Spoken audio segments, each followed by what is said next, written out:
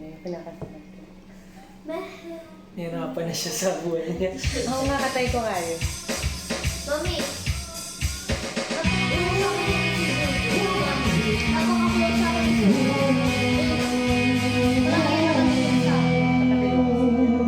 Talaga siya nakadikit sa akin. Tapos, diba naganda siya, nakadikit. Diba nakikita niya ako nila, nakikita niya ako nila ay na may talaga.